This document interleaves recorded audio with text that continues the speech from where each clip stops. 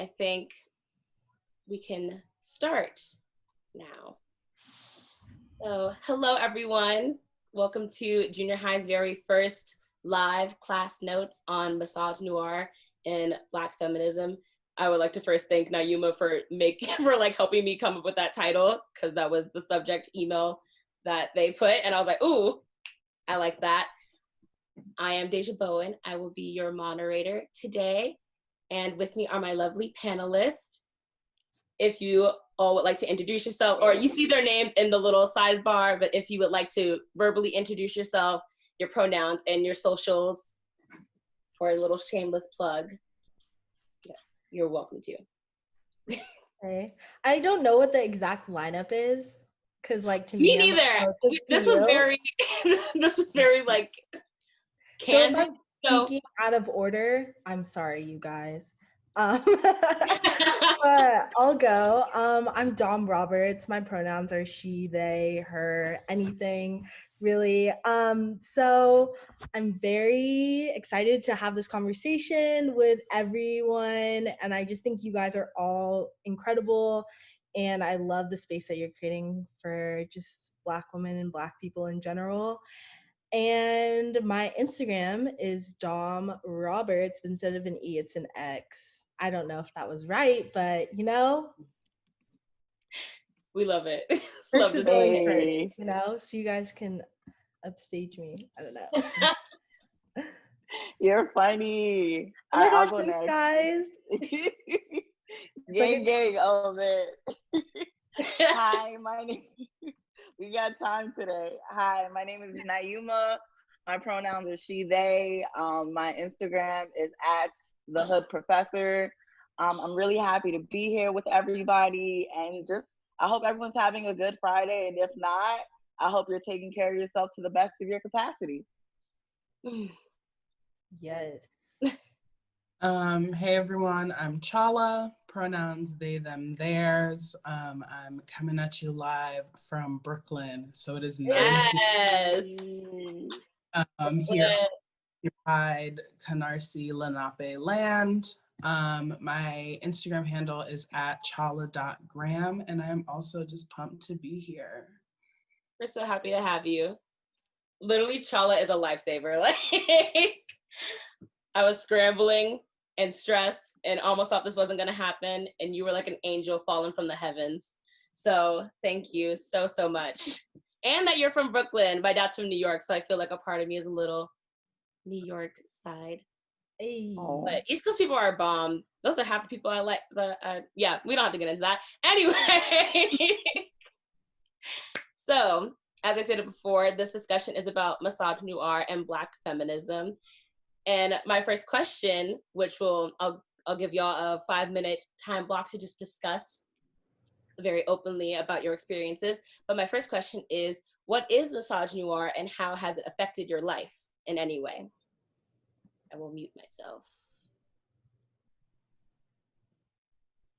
Anyone can start in any order, just so you know. Okay, I didn't know if we were keeping the same OG order, I'll go first, and then we'll switch it up. Okay, word. For me, hi again, my name is Nyuma, and for me, misogynoir, the way I define it is the things that have tried to kill me and have failed. Wow. And I think about it in terms of the intersections of why being a non-binary femme, my politics do align with. I'm sorry, my gardener friend just texted me. Let me mute that for a second. I'm so sorry. Side note, I started a garden at my house, and it's absolutely cute. Okay, let me not get distracted. But I did plant sunflowers and African daisies, so the guy is excited. But yes, Black feminism. So growing up, I'm a non-binary femme, and for me, I'm also culturally and religiously, I'm Muslim, and I'm the oldest of 7 kids. And for me, it's an intersection of patriarchy, racism, misogyny, sexism, which is very rampant in my culture and in my religion, unfortunately. I'm a Gambian American immigrant. And, I think of the ways that I've been oppressed. I think of the ways that people like my father who we also call him, like, we call him the tyrant, we call him AKA dream killer, you know, things of like how the level of violence on my body, trigger warning for things that are really sexual assault, rape, things like that, incest, that have really taken a toll on me, you know. And I think the beauty of Black feminism is that I found hope. I found hope in recovery and knowing that the ways that I'm radical in my existence and my being, and knowing that it's very community centered. I believe in Audre Lorde's framework of radical self care, and knowing that healing is interdependent, and things like that, and knowing that I'm acknowledging the trauma and the pains of racism and sexism that are intersectional for Black femmes, Black women, Black non-binary people, and what that looks like, and finding resistance. And I feel like me being here is an act of resistance in itself. So I hope that answered the question. Yes. That was lovely. I'm like, wow. I can go next. My story is kind of similar.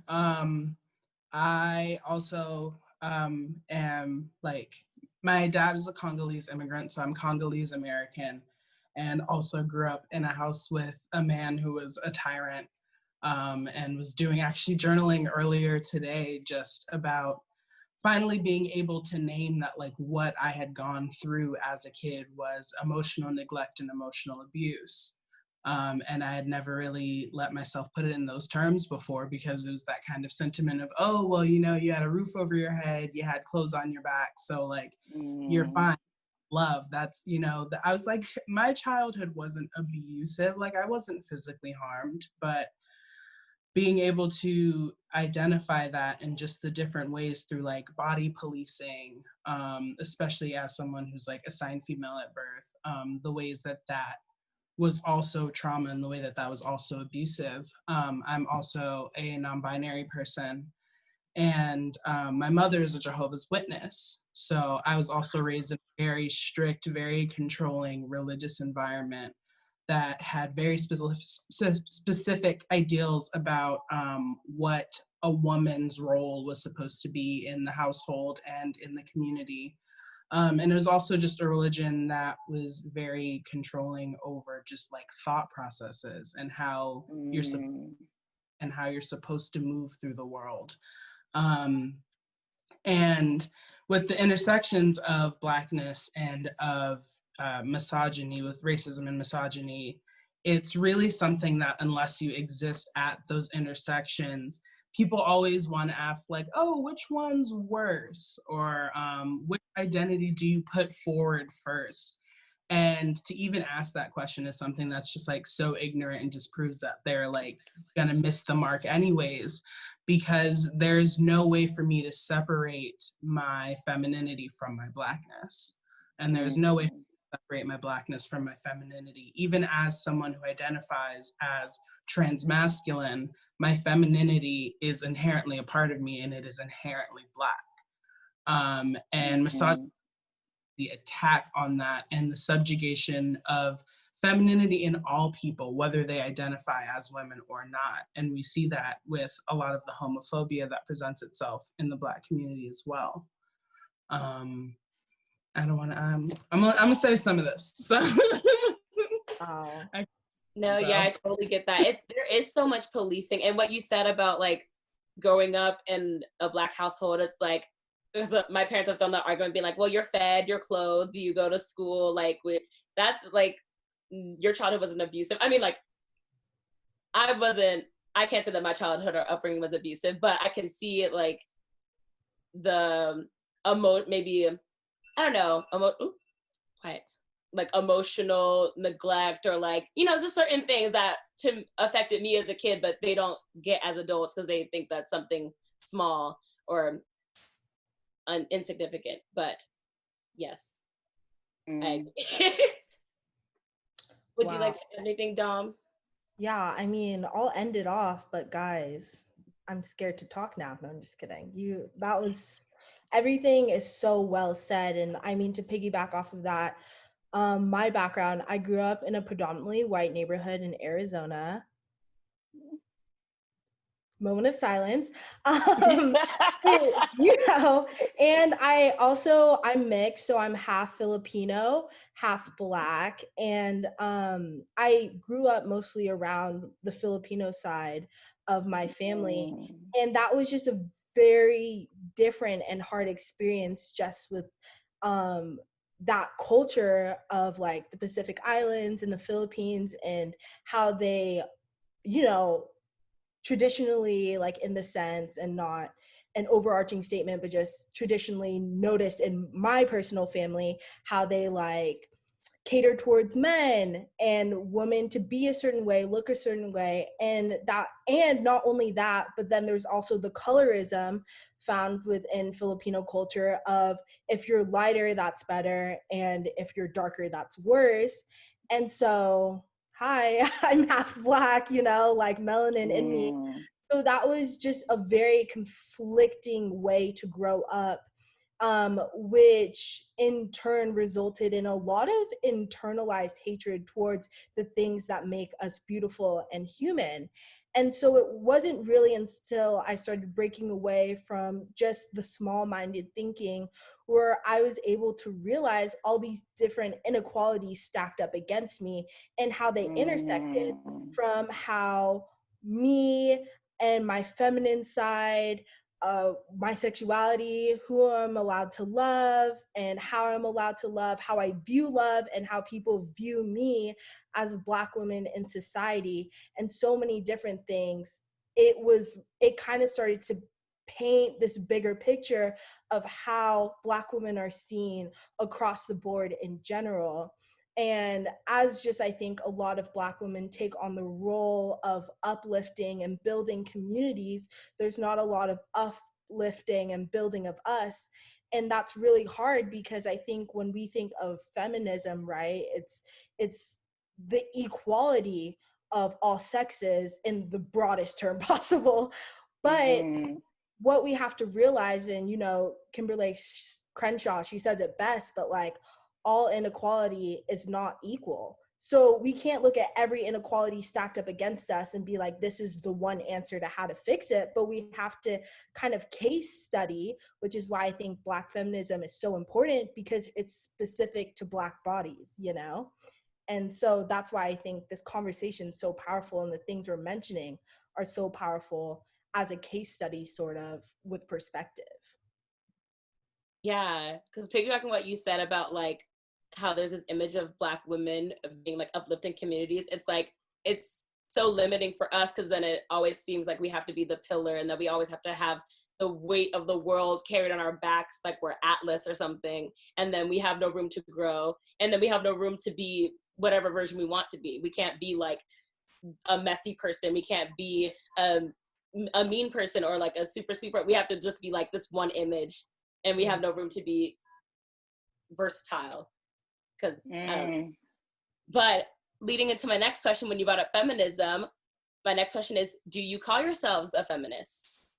Oh, should I go? Do you want to go? Yeah, if you, No, yeah, go ahead. speak whatever you want. Yeah. Yeah. I definitely used to. I definitely used to, when it was like kind of the first word I was introduced to kind of qualify my like passion for, you know, the equality of the sexes, for, you know, activism that would like benefit feminine people. I even have like a denim jacket that I like embroidered feminist over the pocket back in college. And it's a term that I held on to for a while, but it's also a term that has its own issues and its own fallacies and its own blind spots. That's something that Alice Walker had addressed when she had coined the term womanist, which was specifically for Black feminists and feminists of color, because she found that the roots of feminism, especially the roots of feminism in the suffragette movement, were mostly white and even built to exclude Black women, and built on the backs of Black women saying, oh, well, you know, we believe that white women should get the vote or such before, you know, any sort of Black people. How could you give the Black man the vote first?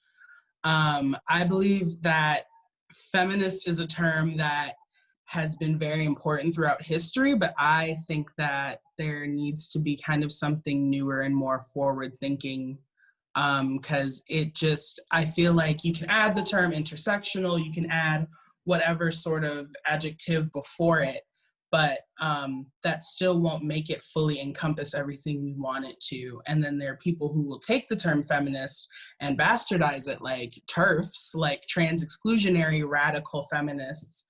And while they take it and they skew it to fit their agenda, you can't necessarily take the word feminist away from them, because they'll always feel like they have a claim to it, and to a certain right they do. I personally identify as a gender abolitionist, and I would love to get society to a point where everyone is so equal and has such a say in their own, and so much autonomy over their own bodies, that something as arbitrary as gender doesn't even necessarily matter. But that's me. Hey, you actually brought up a really good point. It makes me think about how limiting language is, and because of like white supremacy and colonization, there aren't words I think about in terms of being like non-binary, even that, or like how some folks think that if you're trans, you're also non-binary, and what the nuance of that is, and it doesn't leave room for nuance. And I think for myself, like working in the English language and things like that, like I use intersectional feminism as a broad term, because my politics do align with Black feminism. So I think of like Angela Davis, I think of Audre Lorde, I think of things like that, or James Baldwin in that aspect, but more expansive in the ways that I present myself, and fluid in terms of like also steering towards like Black Marxism and Black abolition, and abolition and things of that nature. So it's like, I think as I'm moving towards and having these conversations, reimagining a society that is sustainable and with intention, and built with like on the framework of love by All About Hooks, All About Love by Bell Hooks, and things like that, to just think about what it looks like, just to be more intentional, you know, and be more expansive and also inclusive in what that looks like. Yeah, I agree with that as well. And I mean, I love, Chala, what you're talking about when you are talking about broadening the inclusiveness of just people, and how, I mean, going back to what I quoted, but just it all intersects in different ways, and it is different cases and different studies of how people are treated. And I'm honestly, that was such a learning moment for me, and something I'm like, I need to dive deeper into that, because I just love what you said. But I would definitely say in the past, and even now, I think I definitely lean towards an intersectional look towards feminism, just because I think it is towards all encompassing. And I think that's the most important thing to me. I don't necessarily know if I have a label for my exact beliefs, but I know that it does include a genuine equality. And when I mean genuine equality, I don't mean overarching one size fits all, but a case level equality that actually produces fairness in a system that's built against Black bodies and different BIPOC people in general. And I think, I mean, I don't know what the correct label would be for that, but I do know that what I do identify with is that in particular. Yes. Yeah, I totally get that, because for the longest time back in college too, I was like, ride or die, like I'm a feminist, this is what I am, this is what it be. And like what y'all described was what I already thought feminism was. It wasn't like, I didn't think of how it is where it's kind of divided, where there's white feminism and then Black feminism. I was like, feminism should just be what it is, which is equality for everybody. But it's like the word is so tainted now, and because it's like you have all these intersections and people using it in different forms to push their agenda, it's no longer like what I felt it truly meant. The way that Beyonce described it in her performance, that's what I wanted, but it wasn't that. And so my next question is, do you think that there is a place, or that there can be a place for Black women or Black people in feminism, in mainstream feminism?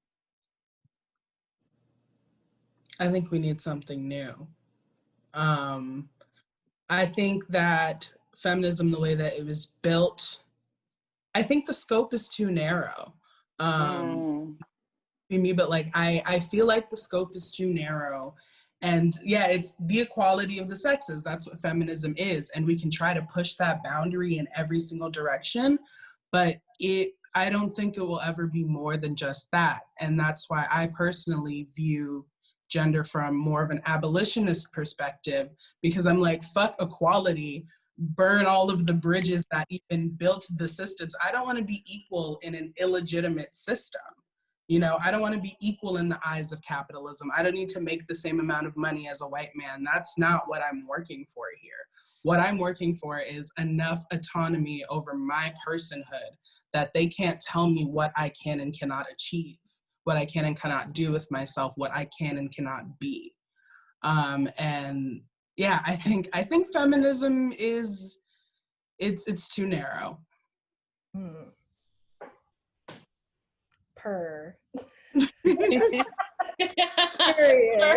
Honestly, I agree. I don't know what it looks like, but I like that we're having these conversations in these ongoing and talking about it and thinking about nuance. The word that comes up for me is like nuance and like restorative justice, and what that looks like to be more expansive, because I like the idea of just being, like allowing myself to be as fluid as I can, and allowing others to do the same, you know.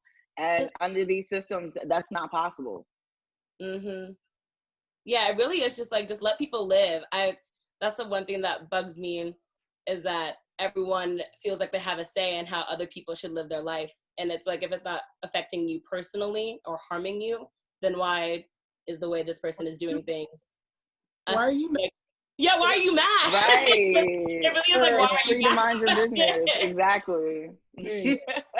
It really baffles me. I'm just like, oh, like, who hurt you? But anyway. No, but really. Yeah, like, really, who did hurt you? Like, it's crazy, especially when it comes to like our own people. I was listening to Amanda Seales a few days ago, and she was saying how like she doesn't feel that the Black community has the community that we think we do. And I kind of feel that, like, we do have a lot of animosity and strife within our own group, but yet at the same time, those same people that are like, I got you sister, I got you brother, are the same people throwing homophobic slurs and like not caring about our LGBTQ and non-binary like people who look just like us. We have the same, we're all Black, but they're like, nah, I can't mess with that. And it's like, but why? It's like, we're all the same, right? Like, you were literally just saying that 5 seconds ago.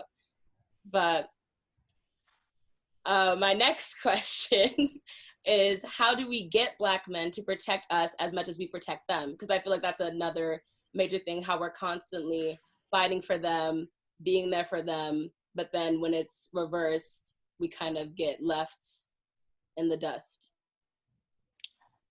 I'm not here for like centering masculinity in that regard, you know. I think for that, it's like, it's not my job to coddle or educate anyone. I think for me, coming from an educator perspective, like, you know, that's a personal choice on me, but that's because I have the background of being an educator. So when it comes to people that are in my proximity that I care about, like my family, things like of that nature, like, yeah, I'll take the time, man, because I need to work to unpack that, because there's a lot of unlearning and relearning that has to be done, you know.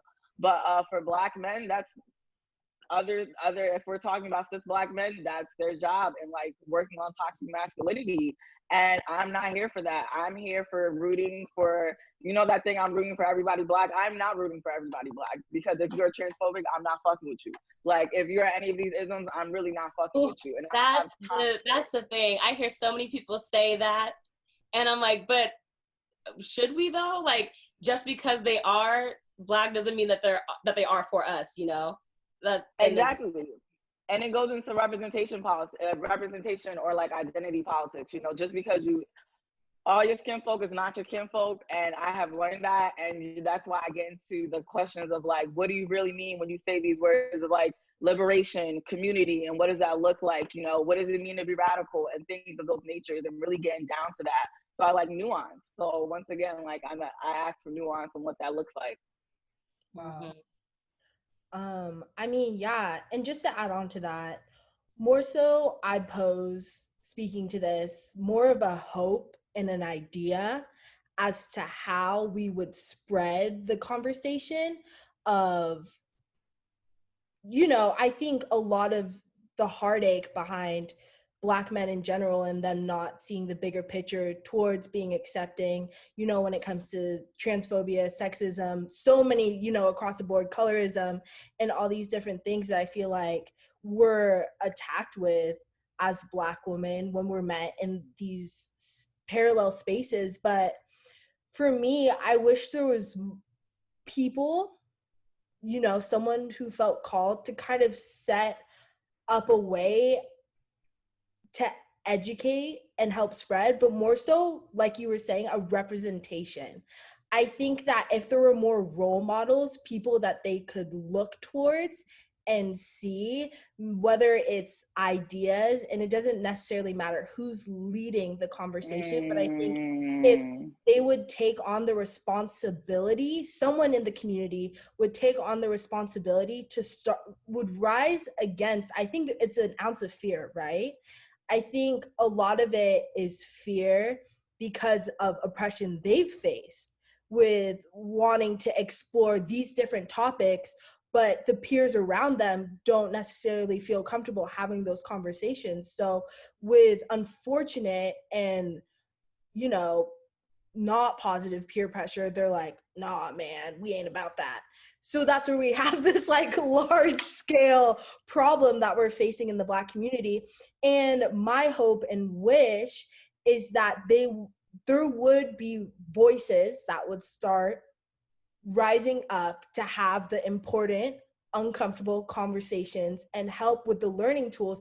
And I mean, unpopular opinion possibly, but I don't think it should be led by Black women, because I feel as though first off, I don't necessarily know if they would want to listen to us. Second off, I think that it would help coming from their own perspective and what it truly looks like to work through that from someone who's speaking on the other side, And I hope I phrased all of that correctly, but I truly do want to see, my hope is to see people start rising up and taking the responsibility, to create a role modelship for young Black men to start looking towards and being like, this is how we treat people, period, in our community.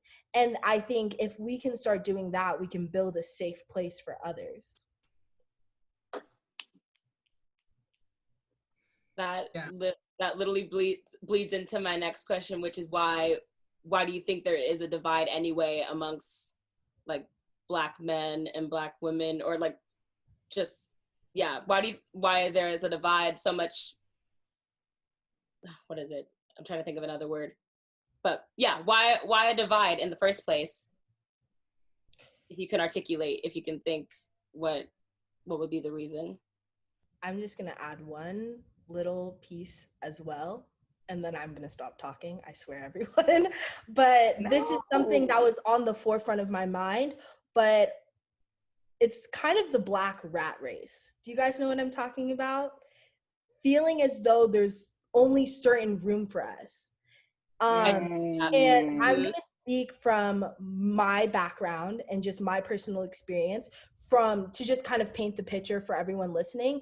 But for example, when I grew up in a predominantly white neighborhood, and I was just very fearful, honestly, it was a lot of fear and insecurity growing up Black and not looking like everyone, not having the same upbringing as everyone, and wanting so bad to fit into my environment, because when you're young, that's typical, you want to fit in.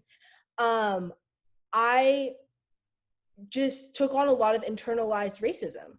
I was scared to be loud. I was scared to be so many different things. And I feel as though this divide started happening, I won't even limit it to just men and women in the Black community, but just in the Black community, period. Because sometimes it is, you know, people against people, woman against woman, like, and I think that divide legit comes from this rat race where there's 3 seats that Black people can fill in these spaces, and you're up against 20 people that want to fill the space. And so you're doing everything in your power as a Black person to fit the mold, bite your tongue, dress a certain way, look a certain way, talk a certain way, so that you could have one of the seats at the table. And the saddest part is when we get to the table, we're not even looked to as equal. We're there to fill a quota a lot of the times. And that to me is the saddest part about where I think this divide came from. Unpopular opinion. The opinion's definitely not unpopular. I definitely can speak to that too. I also grew up, it wasn't necessarily a predominantly white community, but there were a lot of white people. I grew up in suburban Maryland. And even though the high school I had gone to was like predominantly students of color, pretty evenly divided amongst like Asian, Black, Latino, white, I was also taking a lot of like college prep and AP classes where I would then find myself one of 3, one of 4 people of color in the room. And that divide became clear. And it's kind of like what you were saying, there's only so many seats for, you know, Black people, and you have to be the like, this is my motion for like tap dancing, you have to be like the exceptional who like stands out from the rest. And that definitely imbued me with a lot of internalized racism and self-hatred as well. That took me like moving to the city of Boston and going to a PWI there to realize like, oh, I'm never gonna fit in, right? But what that comes from, kind of getting even deeper into that, is kind of what I've come to realize is this basic mindset of scarcity that capitalism enforces, that patriarchy enforces, that racism enforces. And it's this idea that there is only a certain amount of these unquantifiable things like creativity, like talent, like money in the world. So those things have to be hoarded and guarded and kept.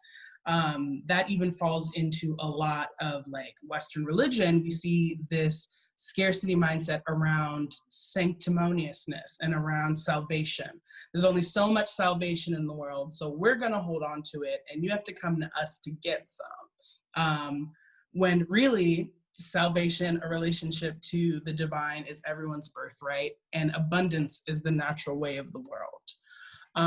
And there are all of these systems in place that try to force upon us this idea that all of these things exist in tiny qualities, so we have to fight anyone who is different from us to fit into this idea of who has the right to creativity, who has the right to education, who has the right to being a person, when the fact of the matter is, like, it's not their power to give and take in the first place, but it's so entrenched into patriarchy, which is why Black men will easily just nom that bullshit, because they want so badly to be able to be the exceptional Negro, and they feel themselves to be one step away. You know, they're like, oh, whiteness, like not having whiteness is my only shortcoming, but if I didn't have that, if I wasn't Black, I'd be able to work in all of these different spaces. And they don't have inherently, or they're not challenged enough, that's what I'll say. They are not challenged enough in their lives to be forced to see outside of that scarcity. And that's why they insist on driving that divide. I also feel like it stems from because they're so overly celebrated, but also overly oppressed at this, like simultaneously. It's like we praise all the time. And even Black women too, like, we hype them up and we like say, we're like, oh my God, queen, like all this other stuff. But then at the same time, we like disrespect them and degrade them and do all this other. So it's a weird dynamic, like a weird seesaw where we're up and we're happy and then but still very depressed and kept to stay and told to stay in our lane. I feel like it's just a select few, though, that are hyper celebrated so that they can be the example for the rest of us Negroes to kind of be in our Yeah. They're like, and look. be the example that we're supposed to look up to. And like, if you aspire to succumbing to capitalism, like you can be like this person. If you know, are a neoliberal, you can be like this person, and you can have all of these afforded rights that we're not going to give you unless you know, bite off some of our wheel of bullshit cheese. Mm. Yeah, proximity to whiteness and respectability politics. I'm here for mediocrity. I'm here for regular schmegular black folks because the way that there isn't like any grace for that, and like the way I feel like when in conversations, and I love conversations like this because it makes me think about the whole intersections of class and race and gender and what that looks like, you know, and making space for working class and knowing like white supremacy and capitalism is not the way to go. Like it's not it. And like, you know, and just being like anti and actively working to unpack that. And I feel like for black men, they're really trying to be like, you know, white people in terms of like just trying to be like us. Anyways, that's a story for a different day. But honestly, it's just like really sitting there. And I think for every individual in this is like learning your privileges and seeing what that looks like and unpacking that and unlearning white supremacy and all the and the colonizer in your head, and like, you know, coming back to what that looks like and coming back to yourself, you know, and being intentional about that. And it's work. It's active. It's an active practice every day to unlearn the bullshit that has been bestowed upon us, or myself, I should say. Yep. And speaking of privileges, my next question is colorism, and why is it perpetuated? Because colorism plays a huge part in a lot of bullshit. I know that I benefit, like it's weird because growing up, I never thought about colorism until like I got older, maybe like middle school, high school. But I was like, no, I worked hard to get here. Like I don't get any special privileges. Like, what do you mean? But it's like, no, I do, like compared to my other friends, I do. So why do you think it's perpetuated and like so heavily influences our community? Hello. I know you ladies don't know me. I am Deja's auntie. Hi, hi, sweetheart. Hi. I am so grateful and gracious in terms of being invited into this conversation. And having lived longer than all of y'all now, I want to answer Deja's question as well as what you were talking about in terms of Black men and the why. And I would like us to suggest a very good book for all of you guys to read and maybe do a roundtable with. And it is called Howard Zinn's, that's the author, A People's History of the United States. And what that book talks about is how all of the things that you were talking about, colorism, the emasculating of Black men, the misogyny that Black men inflict on Black women, all of this is deliberate, it is intentional, and this is not the first time that it has been done. It is done purposely to divide and to conquer. If we can keep Black people separated from poor white people, if we can keep Black women separated from Black men, if we can keep dark-skinned sisters separated from light-skinned sisters, then it takes the eyes off of the prize. So I would say learn your history, because there's nothing new under the sun, which is going on now, that we have not been dealing with since we set foot upon these shores in 1619. That's all I have. Thank you, Auntie. Thank you for surprise. I appreciate that. Thank you so much. But yes. I mean, to add on to that point, to add on to your lovely aunt's point, it goes back to white supremacy. And white supremacy is a hardworking machine. It deconstructs itself just to reconstruct itself back again with the intersections of capitalism. So it's scary. it's really scary. I think of right now in terms of everything going on. It's a global health pandemic with a sprinkle of anti-Blackness and everything else. And who is the most marginalized in that? The folks that get left behind, working class folks, people who are incarcerated, people experiencing homelessness, like black trans folks, black non-binary folks, and everyone in that gets erased, and it's really scary.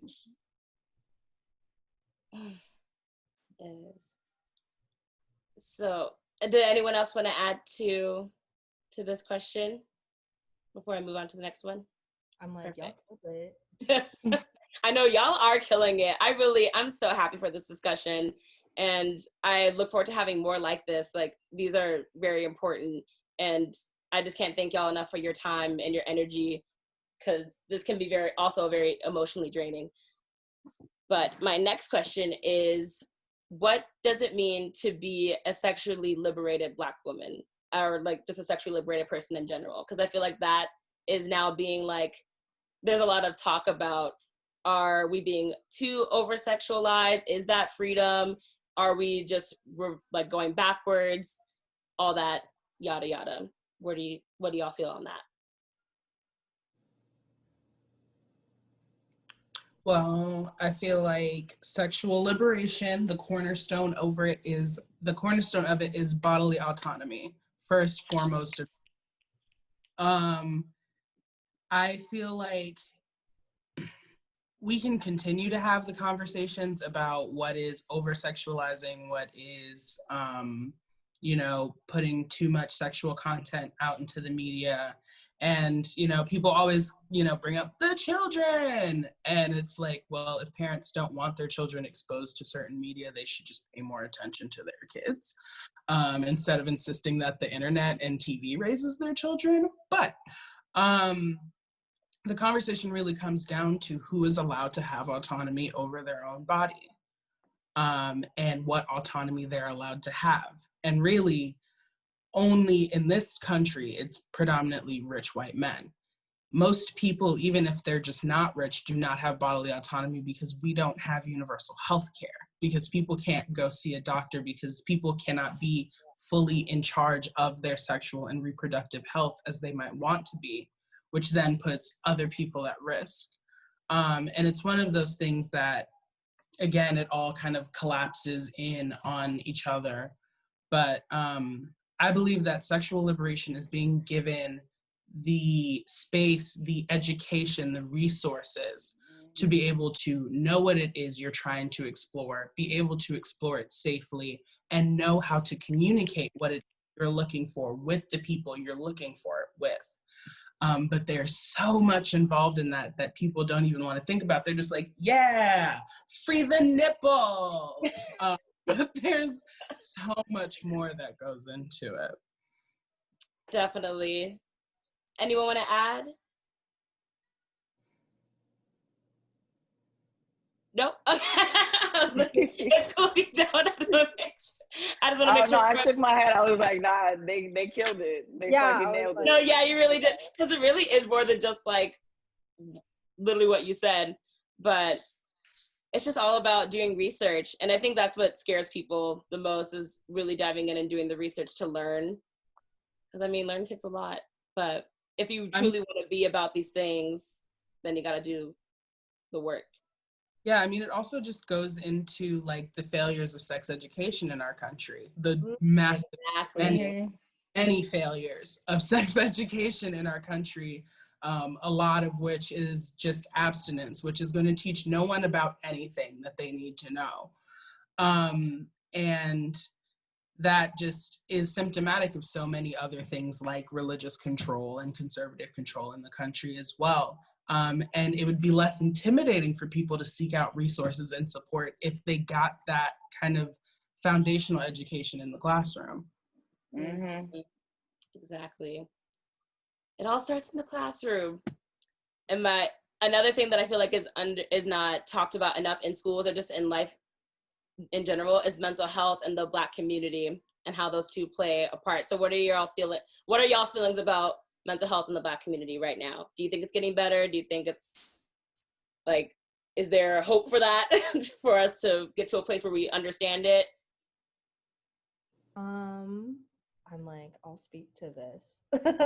But just some thoughts I've been having about it is, I think as a whole, like all encompassing, I think the world is coming to a place where we're kind of on the cusp of understanding / being accepting towards the conversation of mental health, all encompassing, specifically towards the Black community.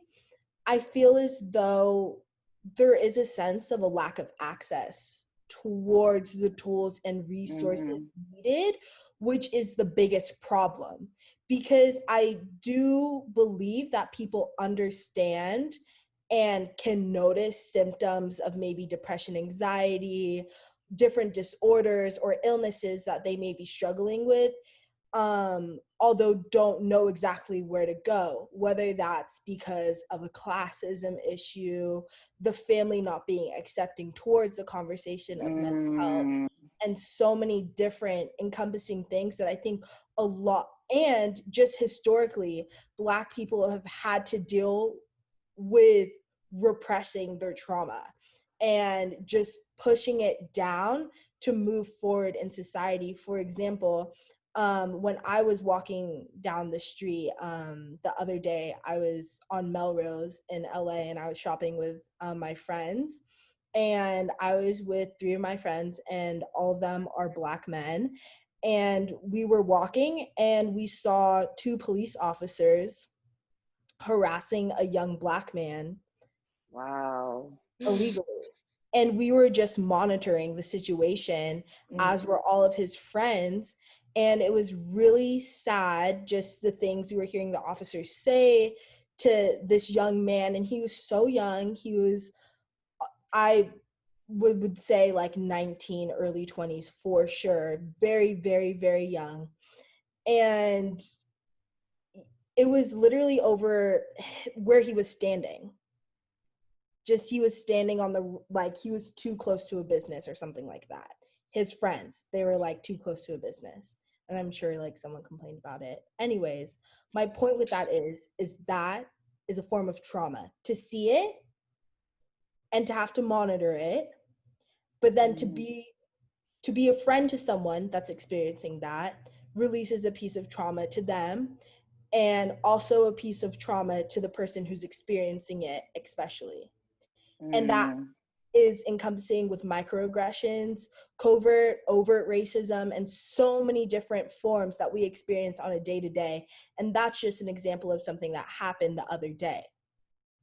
It's trauma, and a lot of us never deal with it. And I think the problem is that it just stacks and stacks and stacks, and it leads to, different coping mechanisms like misogyny, internalized racisms, X, Y, and Z, because people don't know how to process the emotions or trauma of the day-to-day Black experience, Mm-hmm.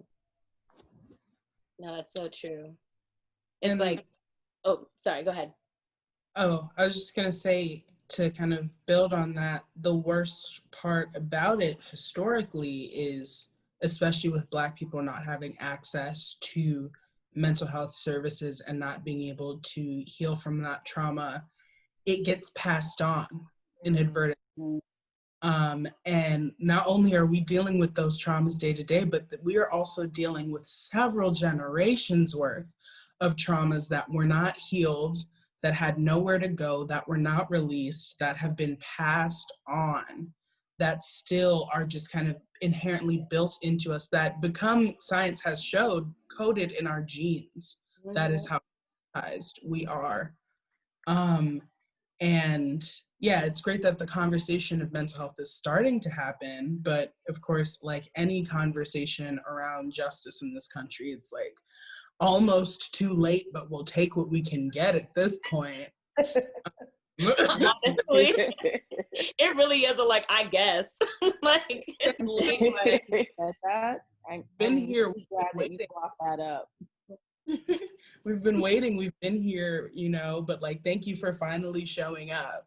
Mm-hmm, exactly. And I just want add to that. Like, I'm really glad you brought up the generational trauma, which is coded into our DNA, because my mom, who is still alive, thank God, sat at lunch counters. So she was one of the people that you see in the videos that got spat upon. And what she witnessed as a child were not specifically to herself, but her parents lived during a time when it would not be uncommon to hear about a lynching that took place. So we're not that, like, your generation is not that far removed. And I guess one of the things that I wanted to speak up about is I'm glad to see many people within your generation questioning the role of traditional religion versus spirituality, because I think far too long our trauma has been band-aided over by handed over to Jesus. Mm-hmm. And I have a huge problem with that. I hope not to, well, you know what? No, I don't. If I offend someone on this call, my apologies. But I feel that we have been oppressed by the oppressor's religion for too long. Mm-hmm. And that one of the things that we need to do is to acknowledge that that religion is not going to save us, and that we are suffering from Black battle fatigue. And it's going to take a lot more than a cross and some shouting on Sunday to fix it. Yes, I agree. Sorry. Sorry, I had to message something now. Technology. I'm her outspoken auntie. Yes. Even bringing that into like the conversation of mental health as well. I know I personally, when I first went to my mom when I was about 15, 16 and was like, hey, I think from anxiety, she quoted a Bible scripture at me and told me to throw my anxieties on Jesus. And I was like, does Jesus take our HMO plan? You know, like, what's Jesus hope? Jesus, not my therapist. And that was, you know, kind of the way that she's dealt with a lot of the trauma that she's experienced in her life. And like, I can understand that. And I'm like, great for you. However, that prevented me from being able to see a mental health professional for years, until my older sister was finally like, please, can you send this kid to a therapist? Mm-hmm. So yeah, just religion. Yeah, no, literally, like even my grandmother who is no longer with us, but even she was like, I don't know, she wasn't one of those people that believed in therapy. She was just like, you know, just sing a gospel and it's better. And but I'm like, that's yes, but no, it's not. Like, I appreciate you, but no. But oh, I hate to, like, we're almost close to the end here and there's so much to talk about, but my last questions, I guess I'll wrap two in one, is how do we now, in this scary time with the election coming up, please be safe, everyone, like stay indoors, how do we move forward and how do we find joy just as a people? Because it feels kind of impossible right now, but I know that even in times of like difficulty during the civil rights movement and stuff, people still found joy, people still got married, people still had kids. Like, there are moments. So how do we find that for ourselves? I think for myself, it's two things: creative expression and community. I think for myself, of being a writer, being an artist, that, you know, art has always been my saving anchor, and the things that I come back to explore not only myself but the world, and just, you know, the various themes and what that looks like for me. And I feel like as I evolve and I think the thing about art, it's so inspirational and it impacts so many folks, and it's just so beautiful to see folks in whatever domain that they have art in, and just to like creatively express themselves. And I think about like hip hop, and I think about like, you know, taking all of these things, and I think of this term called duende by Federico Garcia Lorca, and he coined that from visiting the jazz era, and talking about like this vigor, this passion that Black folks have, and taking this pain and, like, you know, putting it in the art, you know. But also I want to make space for community and interdependent self-care, and like really taking care of yourself, and knowing that you don't have to be this idea of this tortured artists, you know, that it doesn't have to be a mantra, you know, like I know for myself, I want to be, as we're talking about religion and spirituality, like I want to be an elder, I want to be an ancestor, but you know, that also involves like taking care of myself and being here for the long haul, to be here for the next generation, and making sure that I'm not isolated, and looking and building intentional community and folks who are like-minded in my values and the ways that I view the world. Because you know, the world, life is hard. Being a human is the fucking ghetto sometimes, you know. And it Literally. That's a graphic. right. It's the fucking So ghetto. yes. So you just like, as long as like I'm never alone in the ways that I think I am, and that makes me come back to myself, my higher power, my ancestors and community, and you know, all of those things. But yes. Oh, that was beautiful. Yeah, community is so important. Like finding like-minded people. I found y'all are my community now. Like literally, thanks to this conversation, I'm like, oh, there's so many. Like I feel like I've learned so much just from this conversation, and I know there's still things that I have to learn, but y'all are just so insightful, and I really appreciate everything, all your words and your wisdom, and just your energy through my virtual screen. And if there's anything else that y'all want to add, please do, because I just want to hear y'all talk more. Say definitely community and mutual aid are kind of the things that are like helping me move forward. And just that kind of notion of like, we keep us safe and like, you know, we'll get us free. The fact that I feel like what has carried Black people this far has been Black people. And just knowing that at the end of the day, I mean, we all have our bullshit, and yes, there are all of these divides that we talk about, but at the end of the day, you know, we come together, we coalesce, we make things work for each other, we send around the same $20 so that everyone can eat something this week. And we make sure that, you know, people get home safe, and we check in on one another, and we make sure we're able to hold space for one another.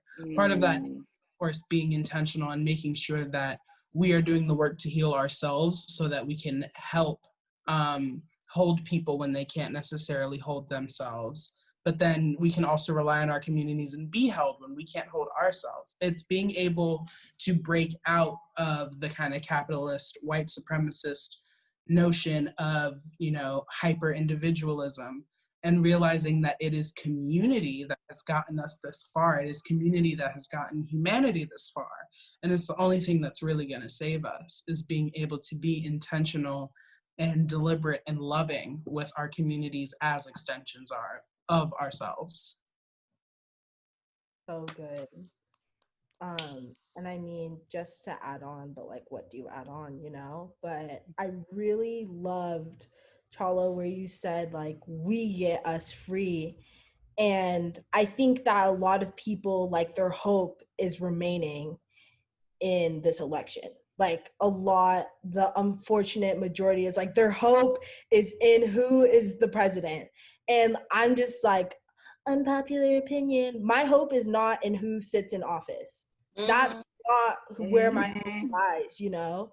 My hope lies with the community I surround myself with, the people that are raising their voices, the people that are taking the streets, the people that are doing and making a day-to-day difference. That is who my hope lies in. I'll lie in anyone that is trying to actively make a difference and change wide scale. And I think that we can take off a lot of pressure and fear right now that I think a lot of people who are going to be, you know, impacted by whatever we're all going to be impacted, but the impact of whatever the election is, it's like, regardless of who wins, there's work to be done. It does not stop. And so I think that if we can realize, you know, yes, there is a definitely 100% more favorable option, but if that option does not come to pass, which is a very scary reality, but at the same time, I'm not putting anything past, it's 2020, like, you know, anything can happen. So it's like, I think if you remember that, like, your hope does not lie with who's in office, but the people who you surround yourselves with, and also like channeling your energy to something positive and good, and whether that's like journaling or praying or like whatever that looks like for you, you know, like taking care of yourself, healing yourself, all of these important things. It's like, at the end of the day, like, we all have different spheres of influence, and they might not all look the same, but we influence people. Whether we know it or not. And it's like, I always want to influence people towards hope. And so it's just like, okay, listen, it's going down either way, but just know that I'm influencing people, bottom line, towards hope. And I think that if we lead our lives influencing hope and always looking for, you know, a light or a force that's good, I think we'll come at the end of the tunnel with, you know, hope, and a hope for the future, hope for better. And, you know, I think back to people who were fighting in the civil rights movement and different things. It's like, they didn't even get to see full scale of their work until now. Like, they paved a way for something, and it's like, we're gonna pave a way for something that we might not see the end of, and I'm okay with that. I'll die happy knowing that I paved a way for something, and I might not see the end return of that, you know? And so that was long, but needed to be said. No, Needed, facts. and I'm glad you said it. Literally, yeah, like, if no one has told you today, thank you, and I love you, and you, like, God, I'm really bad at articulating my words when it's something so big, but again, I just appreciate all of your time and your wisdom and everything. I'm just gonna stop talking now because I'm just so overwhelmed with happiness that this conversation took place, and and all of this stuff. And I, like, y'all are incredible. I really am so happy to call you, I hope I can call you friends now. Like, I can say that's my friend Chala, and that's my friend Nyuma, and that's my friend Dom. They're all smart. And also Chala can cook, so I'm like, Chala cooks. Like, Dom makes cool graphics. Nyuma is a freaking, let me tell you, Nyuma sent me a resume. I was like, a resume? Why are you sending me a resume? Like, all of y'all are amazing. And so if no one has told you that today, I'm happy to be the one to tell you that you're amazing, and thank you. And just keep being your wonderful human self. And thank you. Thank you so much. Just being in community with me. This was excellent, Deja. Thank you all so much. Thank you. Then thank you to all the guests for coming and taking the time to my very first big event with junior high, their resident anime nerd. Like, I never thought that I would like create something to this scale, and I hope that we have more. And I really hope that y'all continue to not just work with us, but work with me on whatever creative outlets, just so we can continue to spread the word and be good humans. So I wish you all a safe Hallows Eve night and a fun Halloween tomorrow indoors with a nice glass of wine.